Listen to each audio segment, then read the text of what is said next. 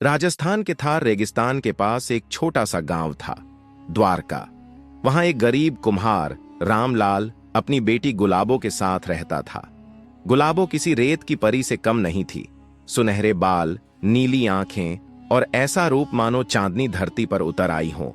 रामलाल अपनी बेटी से बहुत प्यार करता था, पर उसकी गरीबी हर खुशी के बीच दीवार बनकर खड़ी हो जाती। गांव में कई अमीर लोग थे, लेकिन रामलाल के पास बस एक टूटी फूटी झोपड़ी थी और मिट्टी के कुछ बर्तन, जिन्हें वह पास के हाट में बेचकर जैसे तैसे गुजारा करता। गुलाबो की सुंदरता की चर्चा पूरे गांव में थी।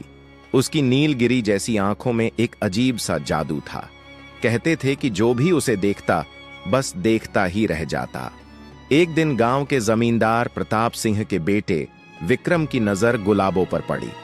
वह उसकी सुंदरता पर मोहित हो गया और किसी भी हाल में उसे अपनी बना लेना चाहता था। उसने अपने पिता से कहा, पिताजी, मैं गुलाबो को पसंद करता हूं, मुझे उससे विवाह करना है। प्रताप सिंह ने यह सुनकर सोचा कि एक गरीब कुम्हार की बेटी उनके कुल की बहू नहीं बन सकती, पर बेटे की जिद के आगे वह झुक गया। उसने रामलाल को बुलाया और कहा, अपनी बेटी का विवाह मेरे बेटे से कर दो, बदले में तुम्हें इतना धन दूंगा कि तुम्हारी 7 पीढ़ियां बैठकर खाएंगी। रामलाल स्तब्ध था। वह जानता था कि जमींदारों के घर में उसकी बेटी को सम्मान नहीं मिलेगा, वह सिर्फ एक वस्तु बनकर रह जाएगी। उसने साफ मना कर दिया। प्रताप सिंह और विक्रम यह अपमान सहन नहीं कर सके। उन्होंने गुलाबो को पाने के लिए एक खतरनाक योजना बनाई।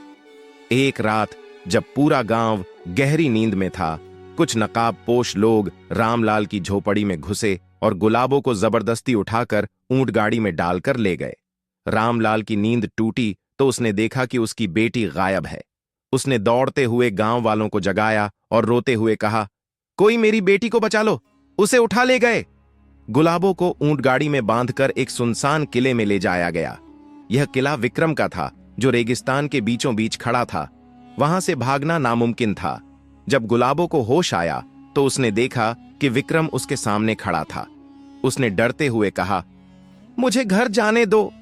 विक्रम हंसते हुए बोला, तुम अब मेरी हो गुलाबो, इस किले से बाहर जाने का कोई रास्ता नहीं। लेकिन गुलाबो इतनी आसानी से हार मानने वाली नहीं थी। उसने चुपके से एक नौकरानी से दोस्ती की और उससे किले के रास्तों की जानकारी ली।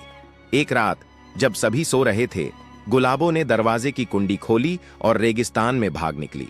पर रेगिस्तान की रातें डरावनी होती हैं। चारों ओर सिर्फ रेत और ठंडी हवाएं थीं। गुलाबो तेजी से भाग रही थी, लेकिन विक्रम को पता लग गया कि वह भाग चुकी है।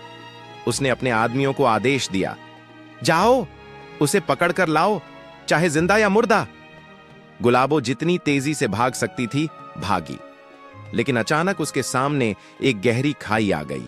पीछे विक्रम के आदमी थे और आगे मौत का गड्ढा। उसने घबराकर आंखें बंद कर लीं। उसी समय अचानक गांव के कुछ बहादुर युवक वहां पहुंच गए। उन्होंने रामलाल से सब कुछ सुनने के बाद गुलाबो की तलाश शुरू कर दी थी। वे विक्रम के आदमियों से भिड़ गए। एक भीषण लड़ाई हुई और आखिरकार गांव वालों ने गुलाबो को बचा लिया।